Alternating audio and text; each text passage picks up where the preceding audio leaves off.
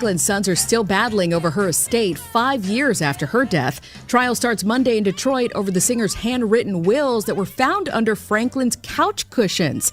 They could dictate who gets her assets worth up to $80 million.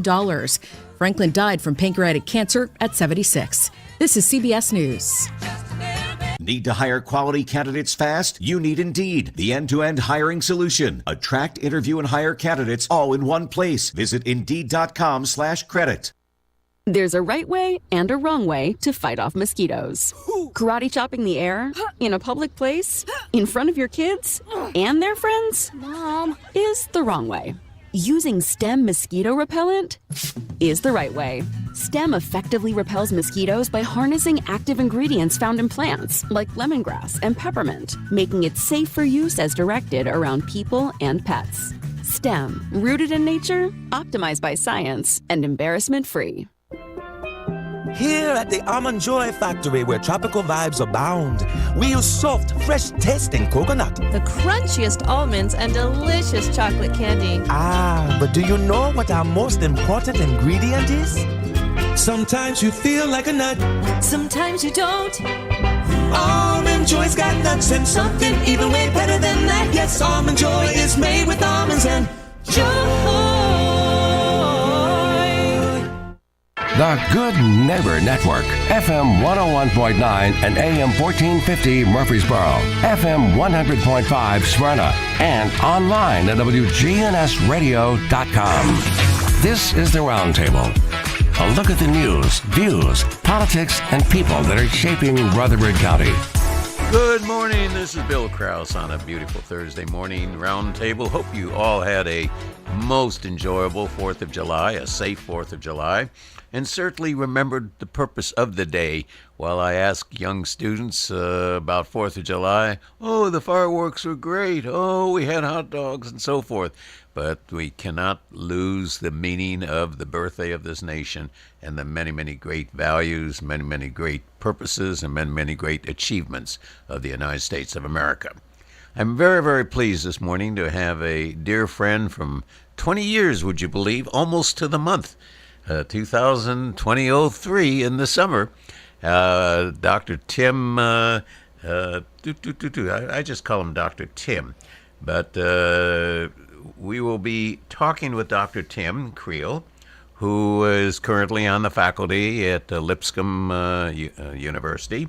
But Tim and I will be talking about a number of different things, both his early days in Murfreesboro, and he was talking off the air that he used to listen to WGNS always for listening to the Braves games, coming here, and so forth.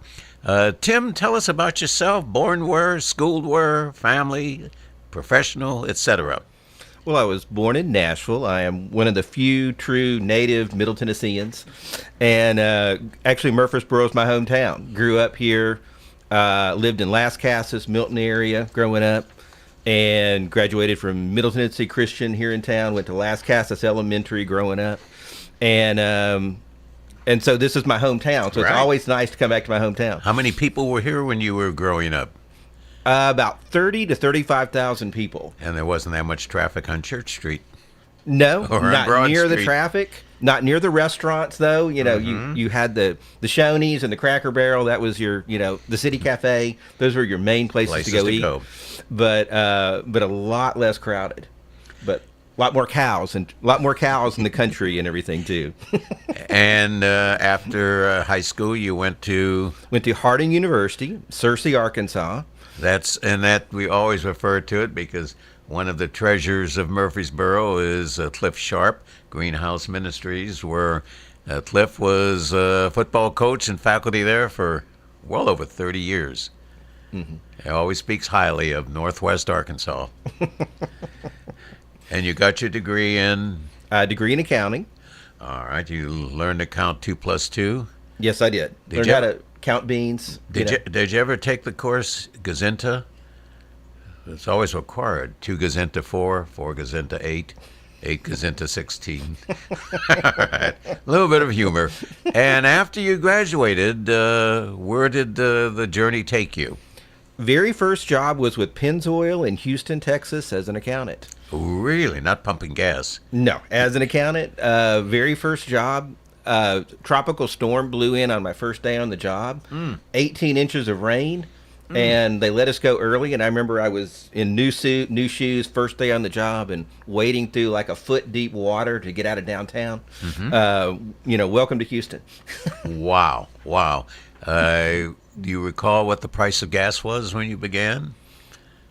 I think it was 80-something cents a gallon. Wow. This was 1989, so this Okay. was going back a few years. But yeah, it was Absolutely. 80-something cents a gallon. How long in Houston?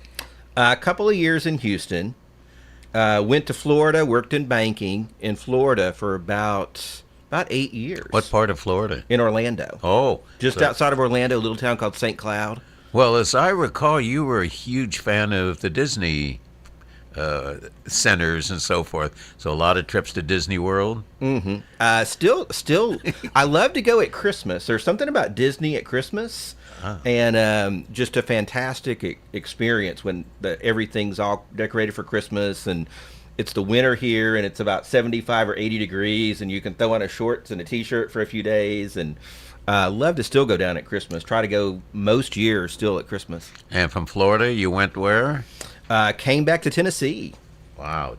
Worked in banking, worked as a controller for a company here, and then decided to go back to school, earned my MBA from Lipscomb. Okay. So I am a Lipscomb alum, and then got into teaching after that.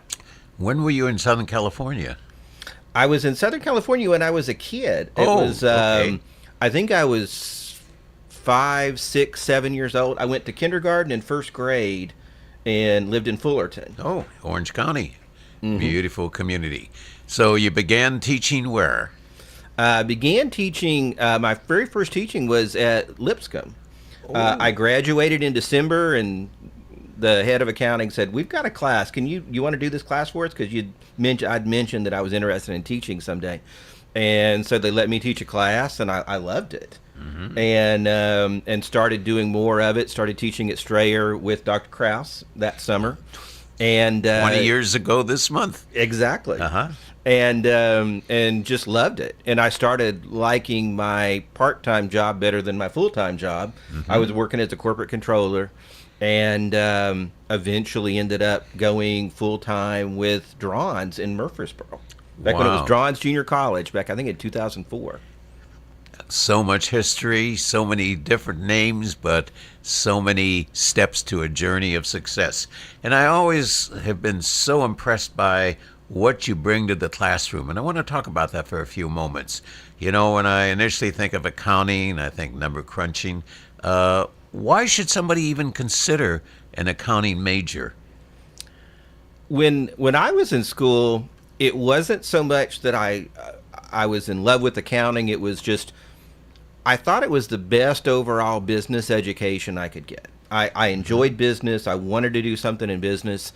And if you understand the numbers, you understand the flow of the financials through the business, it's the best overall business education you can get. And I've read that more CEOs have an accounting track or have an accounting background than any other field.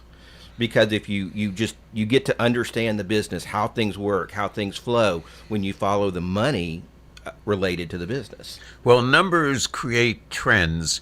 Trends create prediction. Prediction creates success. Exactly. If you follow that path.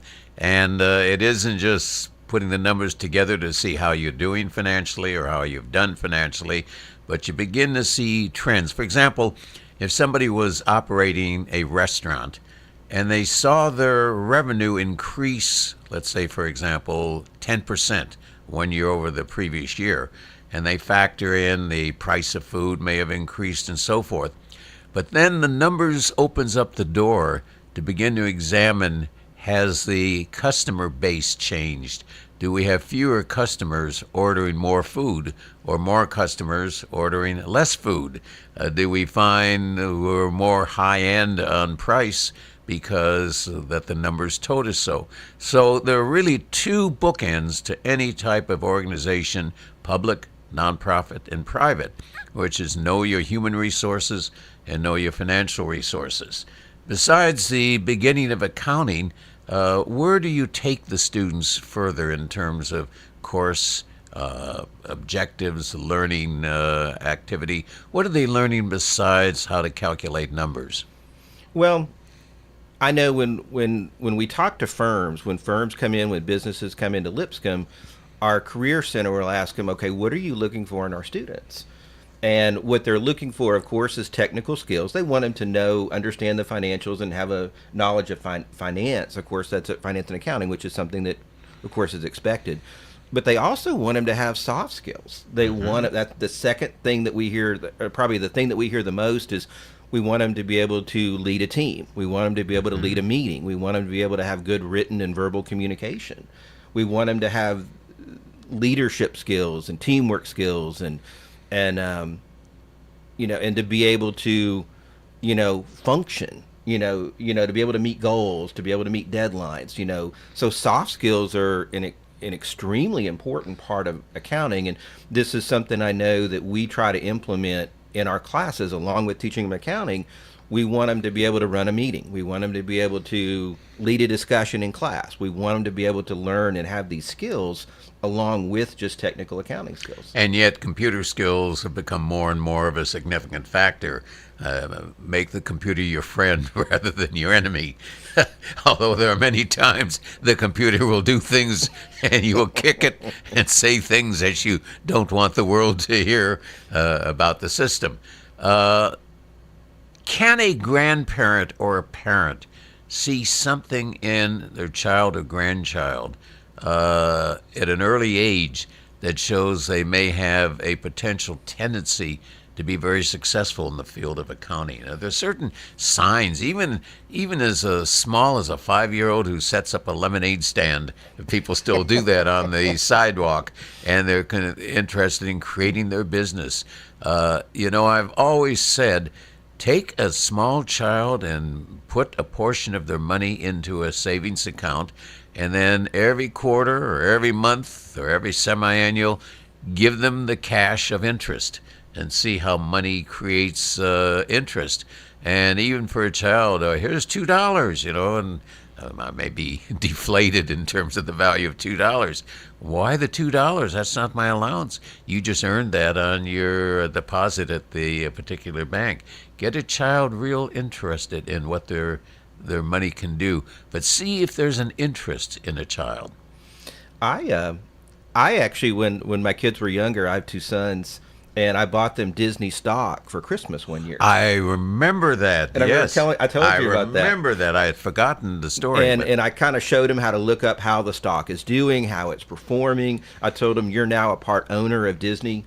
And my oldest son kind of got it. He was, I think, 9, but my younger son was 5, and he thought that we actually owned one of the parks, and so he was planning on us moving and living in Animal Kingdom and things of that nature. But it was kind of to teach him that about how the stock market works, about how you own a company, you're investing in this company, and that they were receiving dividends on their stock, and also to kind of build on this over time, and then use it actually to help pay for their college when they went to college. Because if you keep building it every year, it's a good way to help pay for college as well. I think I bought the Disney stock at about 18 or 20 a share, and it was about $100 a share when they sold it going off to college. So they had a nice little nest egg to go to college with. So as far as skills, I know I was a big baseball fan growing up, so I would keep statistics like on sheets of paper, batting average and on-base percentage. And when I played like high school baseball, I did the same thing. And so it was kind of statistics. It was just kind of drilled into my mind, really, from sports. I've always said in the classes where I have a lot of younger parents who are raising children in the 6, 7, 8, 9 bracket, I said, take them grocery shopping and tell them that they have a budget of $40 to buy food for the house. Do they begin comparing prices? Do they compare prices per what you get for the price? Do they buy a bag of potato chips, or do they buy a tube of potato chips, Pringles? And can they say, does each potato chip cost more in a bag or more in a tube? And with that purpose, can they start making comparative shopping? Do they buy a small amount of items, but they're filler items? or do they get a variety of items, including the appropriate fruits and vegetables? So get them in terms of a consumption life at a young age, and they'll start getting an interest in value received by looking at the particular numbers. Tell us about your experience, and you've been now full-time at Lipscomb. How long has it been? 3 years? This will be my 5th year. 5th year. I was just promoted to associate professor this past year, which is a good thing. Congrats. And it's really been good. I've really enjoyed Lipscomb. I was an alumni. I earned my master's there, MBA there several years ago, I think back in 2002. And so it's been very good to come back to Nashville. I was working out of state.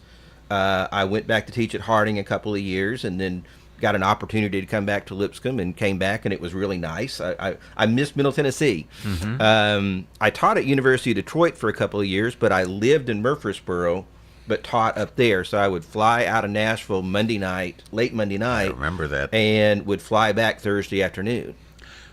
We missed one area of your education, your doctorate. Where did you get your doctorate, and were you doing it for what period of time, and how distance learning was it? I went to Nova Southeastern University in Fort Lauderdale, Florida. Mm-hmm. And what we would do is we would meet like 3 weekends a semester. So I would have to go to Florida. I was able to take a couple of classes in Atlanta, but they were kind of bringing everything back to Florida. So I was able to take a couple of classes in Atlanta, but most of it I had to go to Fort Lauderdale. And so I would fly down there for the weekend. Not doing spring break. Well, sometimes, yeah. You now, would, all the high school students and college students from all over the United States, big summer break or Easter break. And so we did it and it was a good experience. And we did about 3 years of coursework, and then, a year or two to finish your dissertation, and then it was a very good experience. What was your dissertation on? It was on audit quality and corporate social responsibility. It was looking at if companies that have higher corporate social responsibility also have higher audit quality, less issues with the audit or the audit report. Let's talk social responsibility when we return. We've got a break right now, but we're with Dr. Tim Creel, full-time accounting faculty at Lipscomb University. Certainly has taught in many different colleges and universities, not only in Middle Tennessee, but throughout the nation, brings a wealth of experience, but most importantly, brings a commitment, passion, and quality education to the students he serves. We'll be right back. This is the Roundtable from News Radio WGNS on FM 101.9 and AM 1450 Murfreesboro, FM 100.5 Smyrna, and worldwide at WGNSradio.com. Blast into Big July fun all summer long. You won't need sparklers, spinners, Roman candles, or any other fancy fireworks. You'll be rocketing toward explosive top prizes of up to $500,000 with the all-new July Instant Games from the Tennessee Lottery. Hurry in and pick out your favorites today. Find them at your nearest Tennessee Lottery retailer. Only from the Tennessee Lottery. Game-changing fun. Please play responsibly. Hey, it's Scott. When it comes to health, there are numbers that every man needs to know, including our very own testosterone numbers. I recommend going to Low T Center, where they make it quick and easy to get your levels checked, and it's only $25. You walk in, take a simple blood test, and with their on-site lab, you'll know your results in about 25 minutes. Low testosterone levels can make you feel tired, grumpy, cause lack of motivation, and drive. It can also raise your cholesterol, cause weight gain, and loss of muscle mass. Go to lowtcenter.com now to book your appointment. Low T Center, reinventing men's healthcare. Attention all nurses. A hiring fair will be held at the VA in Murfreesboro on the Alvin C. York Medical Center campus on Thursday between 8 in the morning and 2 in the afternoon. The VA is looking for registered nurses, licensed practical nurses, and nursing assistants interested in outpatient, specialty, and inpatient care. This will be a walk-in hiring fair at the Alvin C. York Medical Center. The hiring fair is hosted by the VA Tennessee Valley Healthcare System on Thursday, July 13th from 8 until 2. It's Good Neighbor Events, brought to you by Cardinal Realty Solutions, the law offices of John Day, and AmeriCare Pest Control. This is a paid legal ad. When a family member is lost as a result of someone else's negligence, the grief can be unbearable. It also leaves you with a lot of questions like, how did this happen? Who's responsible? And is my family going to be okay? That's a lot to go through, but with the law offices of John Day on your side, you don't have to go through any of it alone. We understand what you're going through, and we have the experience to get the answers, justice, and compensation your family deserves. Call the law offices of John Day. Let's check those WGNS Good Neighbor events. Gun safes help protect others. And if you're in Tennessee, you can save now through August 31st when you purchase a gun safe. The General Assembly has eliminated all sales tax on gun safes purchased in Tennessee now through August 31st. Hey, learn more about local history. Head over to the one-room Ransom Schoolhouse, 9 until noon this Saturday morning. Members of the Rutherford County Historical Society will be there, and they're talking local history. You'll enjoy that, along with the free coffee and donuts. Saturday morning, 9 until noon at Ransom School. That's 117 North Academy Street. That's at 117 North Academy Street.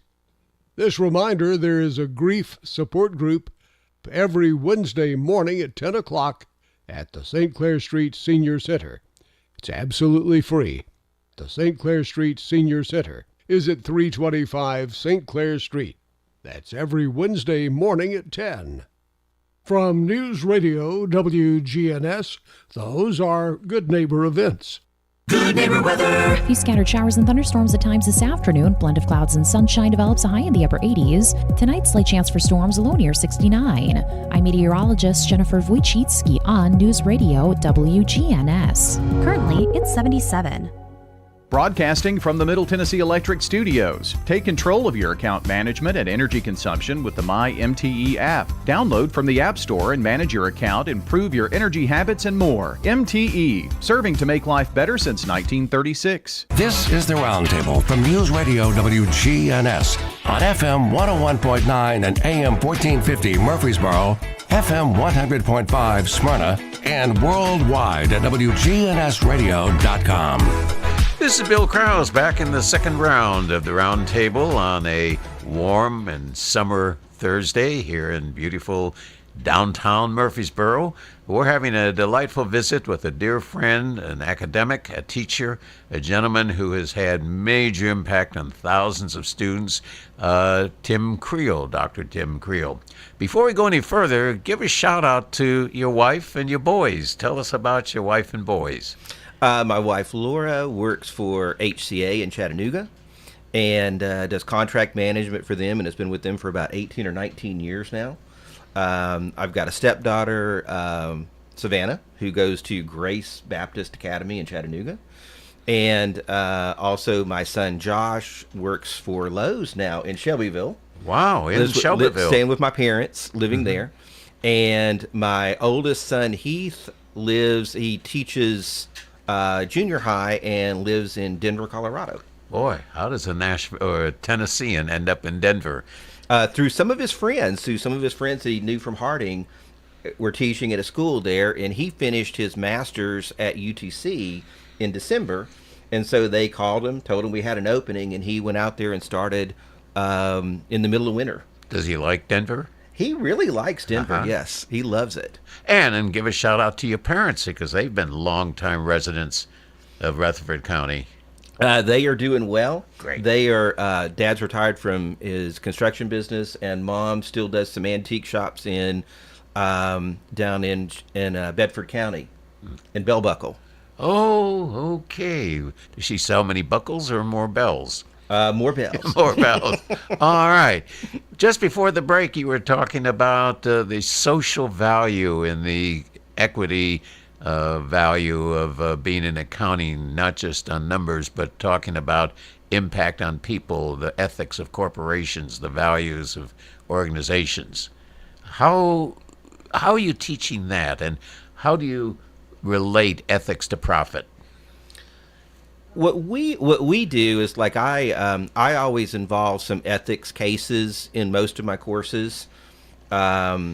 there are some very good ethics cases through the Institute of Management Accountants and through Harvard Business Review has some very good ethics cases. I've used those in class before. And also sometimes you can do an assignment that blends several. Like there was an assignment, we talked some about sustainability, ESG with companies, and then we had some data through a source, and they then do data visualization with that data. So we're not only talking about kind of ESG and the values that ESG brings, but then they're also doing data visualization through Tableau or Excel, which also brings in, another work skill that's highly in demand, and that's the ability to do analytics. Wow, I think you just lost me in a few of those things, but tells me I need to enroll in a class. Speaking of, education has always been a dream and objective of you. You weren't just following the traditional route of school A for your bachelor's, school B for your master's, and school C for your doctorate. After you got your doctorate, you still were hungry for education. Talk about that. That is true. I went to, when I was probably about 4 or 5 years ago, I started taking some classes at University of Missouri. All my education had been in business or accounting. I got a Master of Science in Accounting several years ago online, and then I did my doctorate. It was in business administration with an emphasis in accounting, but I'd never really taken education courses. So I did an online through University of Missouri online. A lot of big universities will offer in-state tuition if you're only online.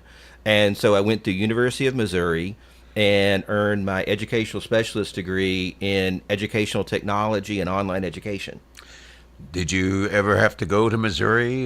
Never had to go to Missouri. I could have gone up there to walk in graduation, but I did not. But it was very interesting to go back and take education classes really for the first time, and learn about educational technology, and I learned about some things that now I use in the classroom as far as educational technology. Well, speaking of that, and I was making reference to this earlier, and I've known you now almost to the day, 20 years, and what has always impressed me about Tim Creel is the fact that you have a certain personality, a certain passion, and a certain commitment, not just to teach, but to motivate, to inspire. When you begin to think of somebody in accounting and related financial management, having students inspired about the topic, not just learning about the strategies and techniques, but inspired. It's your personality, it's your persona. How do we get more people into education who have not just the love of education, but that can touch the hearts as well as the minds of their students? I think it comes down to whatever area that you're interested in, the areas that you have interest in, that just building your own knowledge up and then instilling that in others. Like I enjoy accounting, I enjoy finance, I enjoy the numbers aspects of business and digging in deep. And I was an auditor, an internal auditor. I worked in accounting for several years before I got into education. And it's like the areas that I find interesting are areas that I enjoy talking about. And so if someone really enjoys history, then they could enjoy talking about history to students. They enjoy English, they could enjoy sharing their favorite books with students. I think it comes more from a love of the subject matter, but then also the ability to share that with individuals. I enjoy talking about accounting. I can go into an accounting class and talk about accounting. It's great. But you have a love of people as well.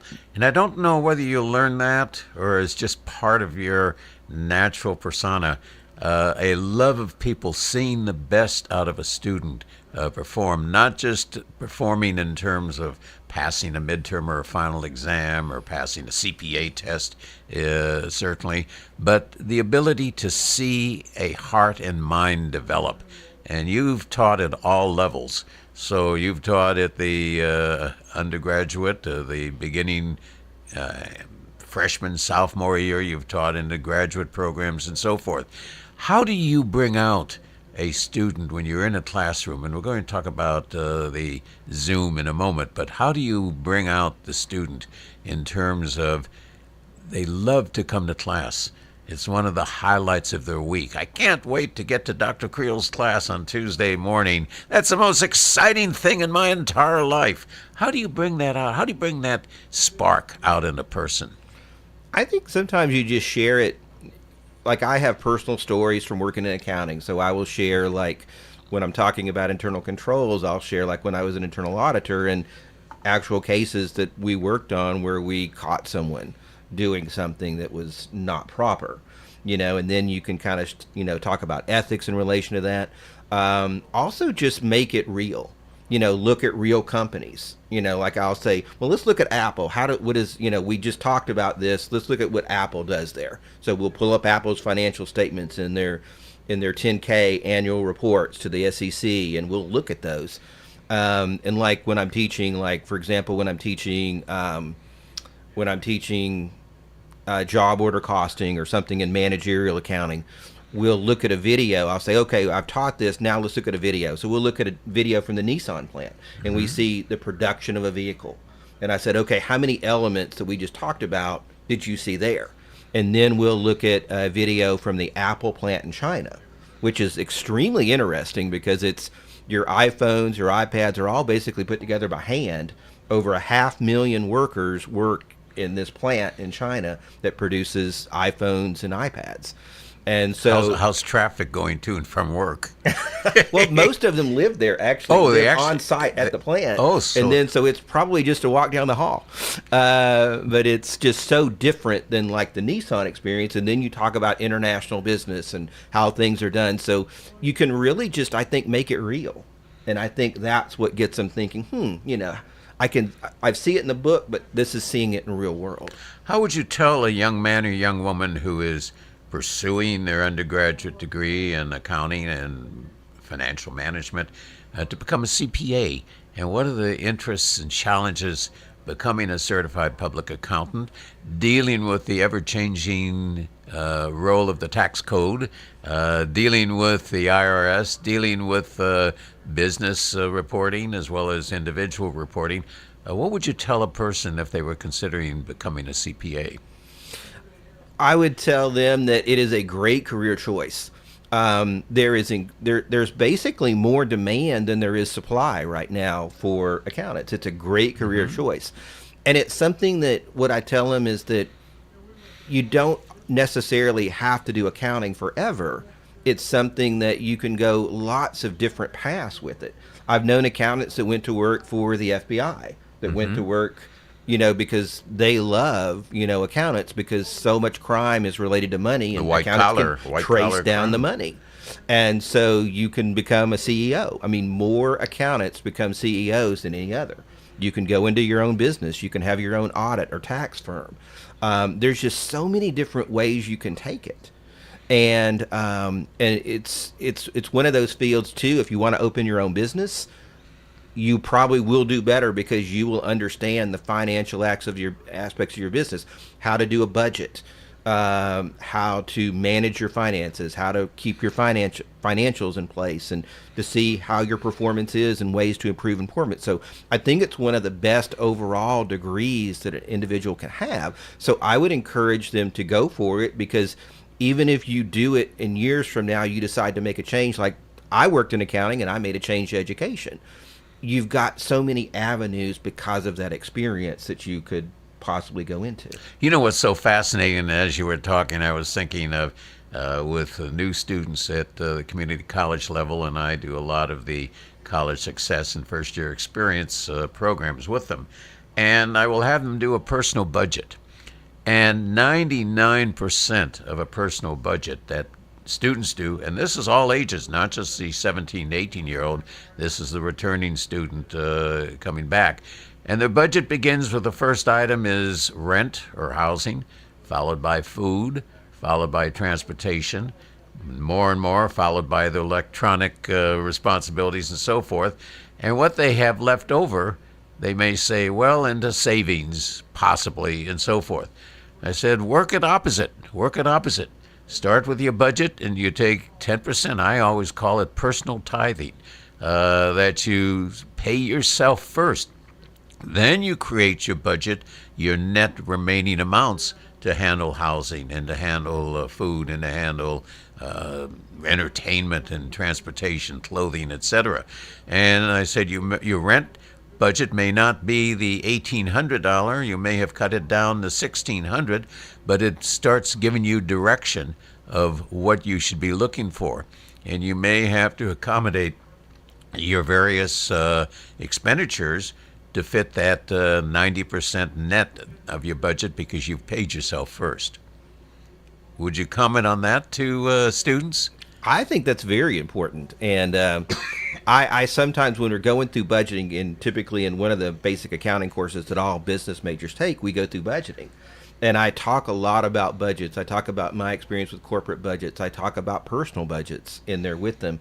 And I talk about, I think pay yourself first is extremely important, because if you're just kind of taking it out at the end, there won't be anything left, to save. And savings and setting aside money at any level is extremely important, because changes hit in life, your car breaks down, things of that nature, and you got to have that fund out there to do it. And we go Dave Ramsey here in a moment, but okay, but you're doing great. But it's like you've got to have that planning for that. And I know with my kids, when they got to college, I tried to give them, work with, okay, you've got this much the month, how are you going to spend it? You can't spend it all in the first half of the month. You got to kind of, you got to plan for emergencies in there too that happen during the month. And, really trying to get them skills working with money when they were in high school and then when they went off to college. So it's extremely important skill. Let's talk about quality of education. Now, you've been in 2 decades of teaching. Have you seen any change, and we'll talk about including the Zoom world of the pandemic period. What changes have you seen that are obvious, but more importantly, what changes have you seen that are very subtle in terms of student knowledge, student awareness, student priorities in terms of the classroom? I think that the technology skills are very strong with students today, of course, because they grow up with technology. They've got phones when they're 12. Or younger, so much younger, yes. So they grow up with technology, so their technology skills are very strong. I go back to my, they could basically look up sources and look up things on their phone that I remember having to go to MTSU's library and go through the index cards and go through the microfilm and fish and things of that nature. The Dewey Decimal System. Yes. So I think technology has helped a lot. I think from a downside sometimes, though, technology keeps you from getting certain skills maybe that we had. Like when I took the CPA exam, there were no calculators. You had to do it on paper in your head. So you had to learn a skill of how to do that. And today that doesn't exist. There's calculators and, everybody uses. So if you're using technology, sometimes you do miss some of those skills that you would develop without it. But overall, I kind of think it's somewhat similar, and I guess what I mean by that is that the good students are going to be successful in any environment they're in. They're going to work hard. They're going to be doing well. The mediocre students are going to be mediocre. The poor students, you really get out of it what you put into it. And I've always had, throughout the years, I've had students that were overachievers, that did excellent, that went on to do great things in the field of accounting. And then I've had, pretty mediocre students, and I've had some students that were just kind of there to try to finish. And so I think a lot of it, you get what you get out of it. One thing I have noticed that is different is that students during my time were very much influenced by money. We would go take jobs at firms that would work a lot of hours. And that was kind of expected that, sometimes you would work a lot of hours in accounting, tax season and things of that nature. And today's students are more influenced by work-life balance, I think, than money. We'll talk more about that, including the impacts of the Zoom process during the pandemic. We're having a delightful and wonderful visit with Dr. Tim Creel, who is currently on the faculty at David Lipscomb University. Brings a wealth of experience both on the field of accounting as well as in the academic world, and bringing in some insight that many of us may not realize or haven't taken advantage of. We'll be right back. Looking for a charming home close to downtown and MTSU? Look no further than this 3-bedroom, 2-bathroom, 0-lot line at 1341 Sharon Court. This home features a spacious living room, an open kitchen, and a primary suite on the main floor. It could be perfect for a family or a couple who wants to live in the middle of everything while still in a private neighborhood. Call for a showing today, 615-542-1915. I'm Chip Walters with Exit Realty Bob Lamb & Associates. Main Street Murfreesboro invites you to shop, eat, and experience downtown this weekend. Friday night, July 7th, Entice will be performing at 6:30. Free and family-friendly music on the square. July 8th, the Murfreesboro Saturday Market. Over 75 vendors with fresh produce plus crafts. Special guest, the Wienermobile, will be downtown on Saturday for pictures. First 200 people from 10 to noon get a free hot dog. Special entertainment for kids. Visit downtown Murfreesboro this weekend. This is Dr. David Morris with Magnolia Medical Center. Do you suffer from peripheral neuropathy in your hands or feet, burning pain, balance problems, and decreased quality of life? Magnolia Medical Center can help.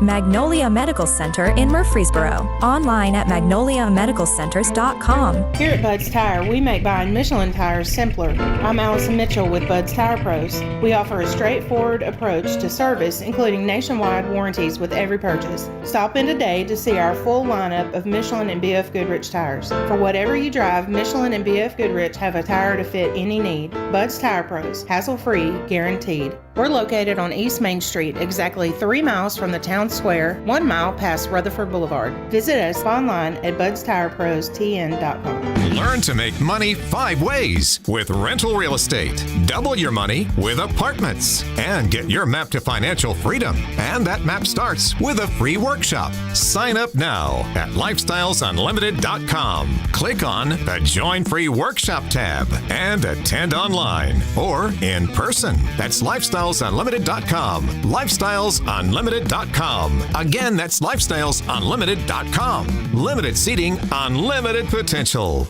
Get pharmacy services with a cherry on top from Reeves Sane, Murfreesboro's hometown pharmacy since 1980 at 1801 Memorial Boulevard and at reeves-sane.com. This is the Roundtable from News Radio WGNS on FM 101.9 and AM 1450 Murfreesboro, FM 100.5 Smyrna, and worldwide at WGNSradio.com. This is Bill Krause for a third and final segment of the Roundtable on the 2 days after July 4th. Let's talk for a moment. I switch chairs often and talk about your recollections of little Tim Creel growing up in little Murfreesboro. What are some of the things you remember about Murfreesboro as little Tim Creel? Growing up here, I remember playing County League softball in Las Casas, playing baseball at Middle Tennessee Christian School. I remember Frank's IGA in town, going across and getting donuts before basketball practice. I remember going to the movie theaters. The Jackson Heights were the only movie theaters in town. Mm-hmm. That was one of the main shopping centers. And I remember when the first Walmart came to town, I think when I was in high school. It's the Stones River Nissan dealership. I remember that basically from the interstate, there was, there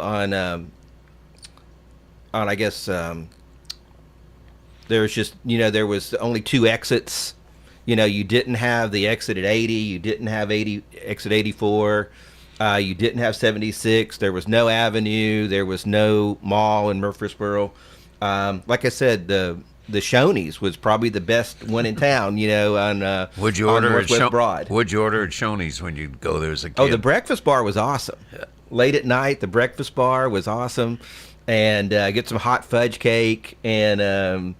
get a big boy sometimes in there, but that was probably the best eating establishment in town. We were talking about that off air before we began, and growing up next to my, I'm calling it junior high school, not middle school, in Southern California, in Van Nuys, California, the third Bob's Big Boy was there, the 2 original at Eagle Rock and Pasadena or Glendale, opened by Bob Wines in 1938. But used to go to Bob's Big Boy, the third one, outside of junior high school. And I would always order the big boy sandwich, the fries, and the salad with Thousand Island dressing for 45 cents, plus the thick milkshakes for 55 cents. So for $1, you had a great meal at Bob's Big Boy, enjoyed and so forth. Of course, I was only earning as a kid 75 cents an hour as minimum wage. So it's all a matter of relativity. In fact, talk about that for a moment in terms of relativity. How do you rate income to expenditures in 2023 versus the period of time you were growing up? We talk about the good old days of low price, the good old days not necessarily of low wages, the relationship and the ratio between price of product and service and income for service rendered. I would think if you look at the big picture, you make more money, but I think more of it does go to expenditures. I think every expenditure has probably risen faster than inflation, or most of them have. You look at college, for instance, most colleges from the time I went in the late 80s to today has increased by 600%.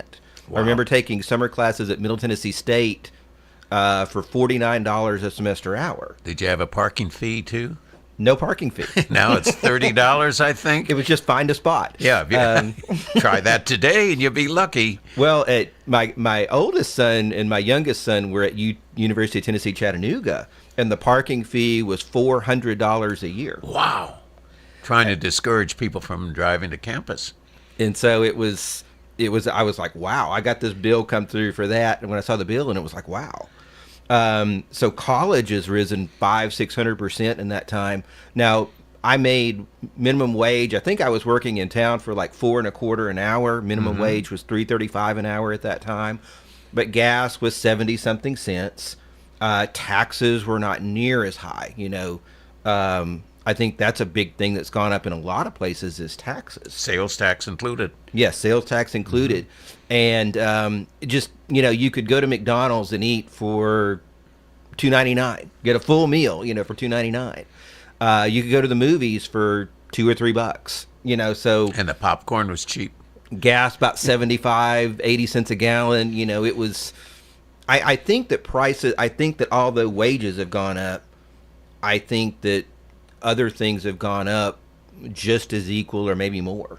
Well, it's interesting though. I ask you that because I use this in economics quite often, and I will use the specific reference. I got out of the Navy on a Friday in 1964, and I was starting work on the following Monday as the assistant city manager of Redlands, California, and I needed transportation. And I went to a Pontiac dealer in Corona, California, and there on the showroom floor was a gorgeous green aqua Pontiac Le Mans convertible with white upholstery. And being just out of the Navy, young and excited about life, I wanted to buy the Pontiac convertible. And I bought it. And the total price was $3,600 off the showroom floor. Payments were $105 per month, including insurance, etc. And people say, wow, and that was a gorgeous car for only $3,600. I said I started out as assistant city manager in a city of 35,000 and a competitive paid at $375 a month. So I was, in a sense, nearly 28% of my take-home pay was car payment. And if I were to see that today, that somebody was on a 28% of their take-home pay for car payment, I said, that's crazy. So I had the students project a $3,600 car and its relationship to the monthly wage I was making. And they said, you're far better off today if you use that as a criteria. And we ultimately had some interesting studies from the Department of Commerce that said we are better off today, believe it or not, because we buy different things today than we bought 20 years ago, 30 years ago. How much do people pay today, for example, for their technology, their cell phones, their apps, and so forth? And that was not an expenditure when people were growing up in your era as well as my era. How has online, the Zoom episode, done to education? Has it been a positive, a negative, or really just another element of education? I got to teach on Zoom. Of course, when COVID hit, everyone moved to Zoom. All classes moved to Zoom, and some schools even continued on the year after that on Zoom. I know at Lipscomb, we went back to class in fall of 2020 with like restrictions. We would have like one group would be on Zoom, one group would be in the classroom but we were on campus. And what I think is that the good students, I'm not sure if it really affected them, because they could learn online, they could learn Zoom, they could learn the classroom. They were going to do fine in either place. I think it's maybe some of your medium students, some of your lesser students, or that had lesser skills or lesser time, lesser preparation. Or I think it hurt them. Mm-hmm. Yes, I think that it hurt them. And lesser interest, definitely so. Because I think it's harder to get involved, harder to get interested in Zoom versus being in a classroom. Well, the whole area of our labor force, our life force, going online versus in person, I don't know whether we will ever get back, I can't say ever, but at least for a period of time, to where everybody goes to work to a location not at their home. And I think you take a wife and mother, maybe a single mother, working out of home, no child care costs, no transportation costs, no having to get dressed for work cost, no lunch out with the fellow employees cost, and it's a significant saving.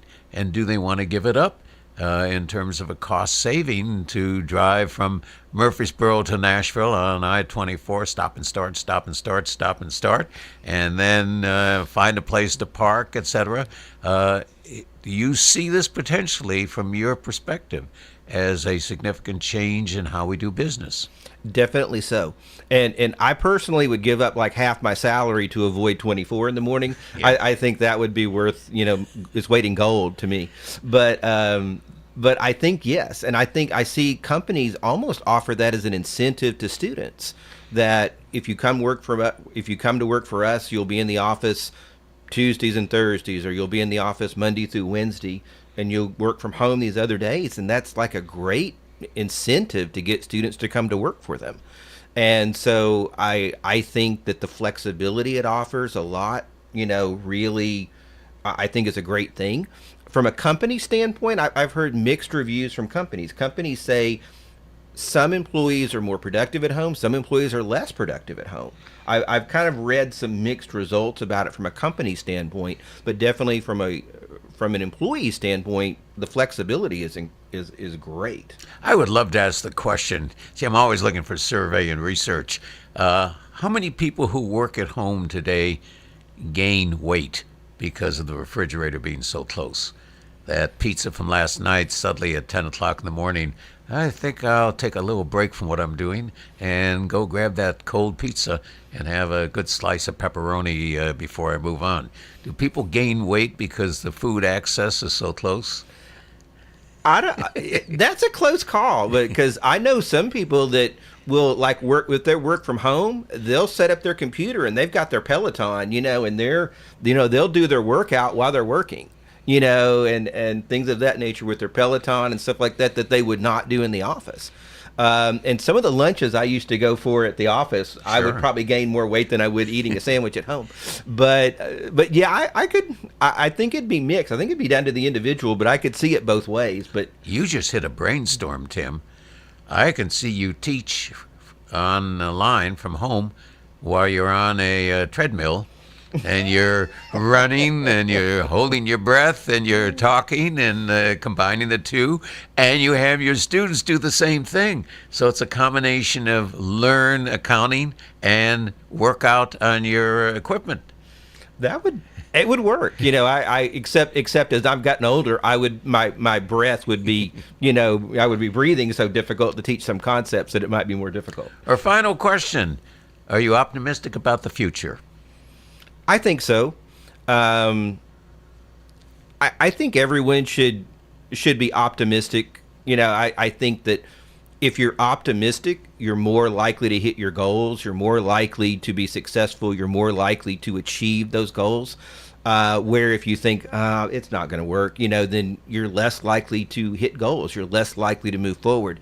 You got to believe in yourself. You got to believe that things are going to be better, and that if I work hard, things will be better. And take certain risks? Yes. Can you say that to an accounting student? You got to take risks with numbers? Well, in finance, you talk a lot about risk and rewards. Okay. I was teaching an online class for Purdue last night, and I was talking about risk versus rewards. And you look at it with investing, but you look at it with life as well. It's kind of like if I go back for a master's degree, I'm taking some risk. I'm going to have to work. I don't know how well I'm going to do at this, but I'm going to step out and do this. But the reward's great. And typically, again, the greater the risk, the greater the reward. And you measure those risks to see what the potential outcomes are. Exactly. And you look at, okay, if I get this, what's this going to open up for me? If I do this, what's this going to open up for me? If I pass the CPA exam, how will this make things better? What career opportunities will this open up? And you view everything from that standpoint. And I think there's not only the cost, but the cost related to time as well. When I passed the CPA exam, it was a year of working and study. I gave up a lot of TV, gave up a lot of Braves games, which that's a big give up for me. Wow. This is Bill Krause on the Roundtable. We've had a wonderful visit with a gentleman who brings so much into the classroom, so much to the people around him, so much to his community, and he's been just a tremendous friend as well. Dr. Tim Creel, who has been on the faculty now, it's hard to believe, 5 years at Lipscomb, and certainly a number of other colleges and universities on an adjunct basis. But the most important thing about Dr. Creel is that he brings hope, and he brings optimism, and he brings a feeling of success to his students. Students can do it. They can learn the techniques, they can learn the strategies, but then they're put out in the field to achieve. And that's what it's all about, to achieve in life. Be successful in life, not only in the bottom line of numbers, but as a human being. We wish you all a great week ahead, and hopefully that you stay cool. Don't stay in the sunshine too long. And next Thursday, back again with Bill Krause on the Roundtable. Goodbye now.